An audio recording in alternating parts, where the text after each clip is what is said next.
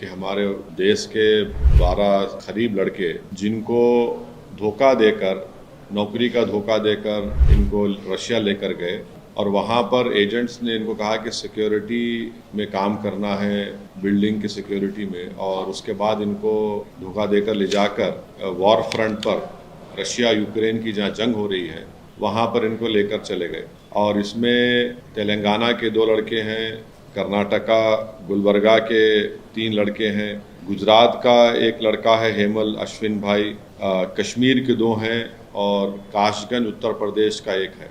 इन पीड़ित परिवार के ज़िम्मेदारों ने मुझसे मुलाकात की तो मैंने दिसंबर के महीने में हमारे फॉरेन अफेयर्स मिनिस्टर जनाब जयशंकर साहब को लेटर लिखा। फिर हमारे भारत के जो एम्बेसडर रशिया में हैं उनको मैंने लेटर लिखा और इनके फैमिलीज़ बहुत परेशान हैं।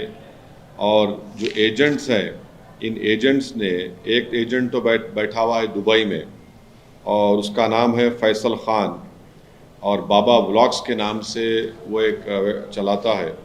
फिर एक सुफियान है, ये मुंबई का है, और एक पूजा है, ये भी मुंबई की है।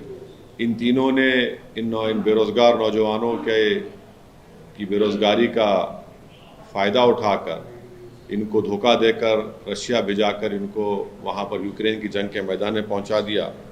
और जो इंडिया के एजेंट रशिया में है, रमेश उसका नाम है और एक मोइन है। तो मैं भारत सरकार से, ख़ास तौर से हमारे देश के वज़ीर आज़म जनाब मोदी साहब से, हमारे फॉरेन मिनिस्टर जनाब जयशंकर साहब से ये रिक्वेस्ट करता हूँ कि वो रशिया की हुकूमत से बातचीत करके इन 12 नौजवानों को सेफली वापस भारत को बुलाएं। इनके परिवार के लोग बहुत परेशान हैं।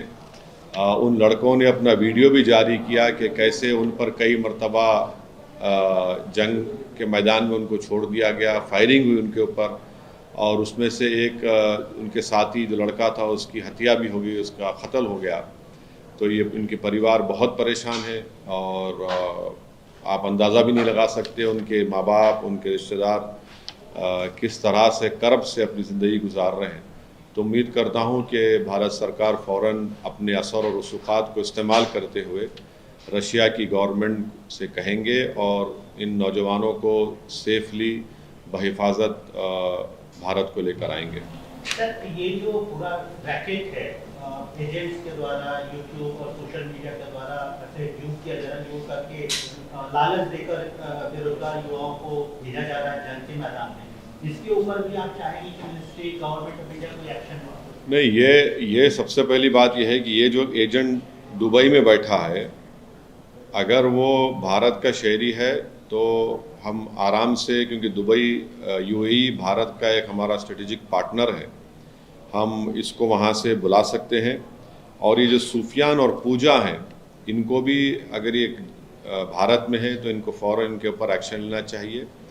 और दूसरा है कि जो रशिया में जो ये भारत के एजेंट बैठे हैं रमेश और मोइन, इनको भी हम रशिया की गवर्नमेंट से बात करके इनको एक्सट्राडिट करें।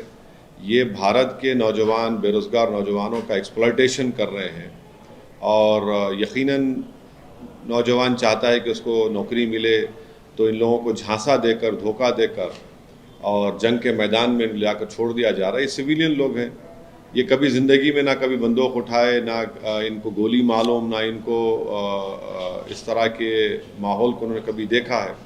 तो ये एक बहुत बड़ा रैकेट है जो हमारे भारत के नौजवानों को एक्सप्लॉयटेशन कर रहा है उनका, और उम्मीद करते हैं कि स्टेट गवर्नमेंट और गवर्नमेंट ऑफ इंडिया इन पर सख्ती से एक्शन लेगी।